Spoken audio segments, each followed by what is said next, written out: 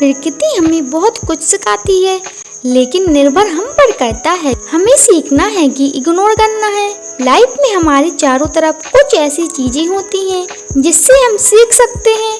प्रकृति की दी हुई हर चीज से सीखने को मिलता है, लेकिन हमारे पास टाइम ही कहाँ है इनसे कुछ सीखने का। सोशल मीडिया पर रील्स स्क्रॉल करने के लिए बहुत ज्यादा समय है। आपको पता है आजकल स्कूल कॉलेज के स्टूडेंट या कहीं तो हर एक इंसान स्ट्रेस में है।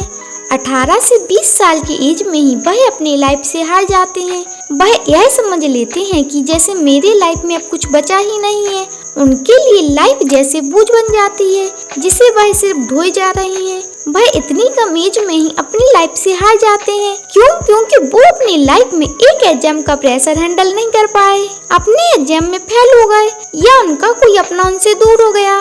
छोटी छोटी सी वजह से खुद को स्ट्रेस में डाल लेते हैं और अपनी लाइफ को बोझ समझकर अपनी लाइफ को खत्म कर देते हैं।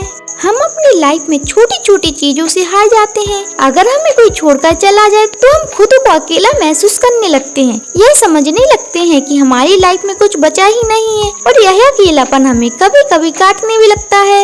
लेकिन हमें बात से सीखना चाहिए कि कैसे वह अकेला उड़ता है। उसे किसी की जरूरत नहीं होती, वह अकेले ही आसमान में सबसे ऊपर उड़ता है और उसका विजन इतना क्लियर होता है कि वह अपना शिकार 5 किलोमीटर की दूरी से भी देख पाता है। और हम इंसान क्या करते हैं, हमारी लाइफ में थोड़ी सी प्रॉब्लम आने पर हम अपने विजन अपने लक्ष्य से भटक जाते हैं। हमारी लाइफ में प्रॉब्लम आने पर हम स्ट्रेस में आ जाते हैं। लेकिन हमें ईगल से सीखना चाहिए कि जब आंधी तूफान आते हैं तो ईगल बहुत ज्यादा एक्साइटेड हो जाता है।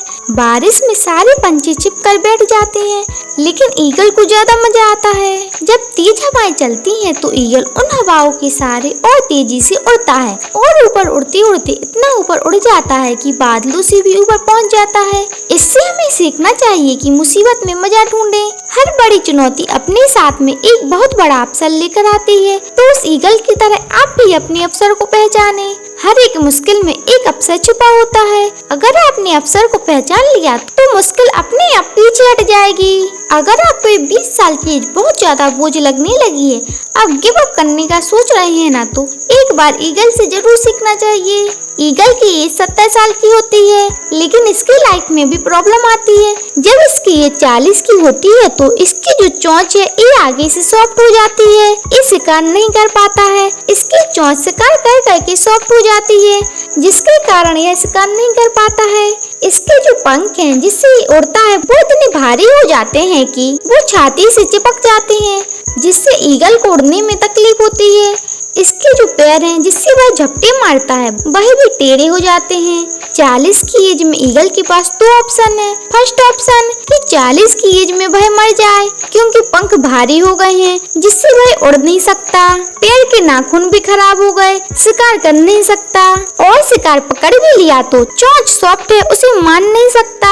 अब ईगल के पास चॉइस है कि 40 की एज में वह मर जाए, लेकिन ईगल से हमें सीखना चाहिए कि वह ऐसा नहीं करता। 40 की एज में ईगल अपने एरिया की सबसे ऊंची चोटी पर जाता है और उस चोंच को सामने वाले पत्थर पर मारना चालू करता है। जब चोंच पत्थर पर मारता है तो उसे दर्द होता है और वो उस दर्द को सहता है। पत्थर पर मार मार के खून निकलता है। ईगल दर्द से मर रहा होता है, लेकिन फिर भी वह चोंच को मारता रहता है और चोंच को तोड़ देता है। इसलिए तोड़ता है क्योंकि प्रकृति नहीं देगी, लेकिन जो जोड़ने का प्रोसेस है उसमें दर्द भी होता है। पैर के नाखून के साथ भी ईगल ऐसा ही करता है, उसको रगड़ता है, सलाखियों पर रगड़ रगड़ कर तोड़ देता है। उससे कितना दर्द होता होगा। लेकिन हर ईगल की लाइफ में ऐसा दिन आता है 40 की एज में जैसे ही चोंच निकलती है ईगल को नई चोंच आती है। फिर उस चोंच से वो अपने पंखों को तोड़ता है, अपने शरीर से अपने ही पंख उखाड़ता है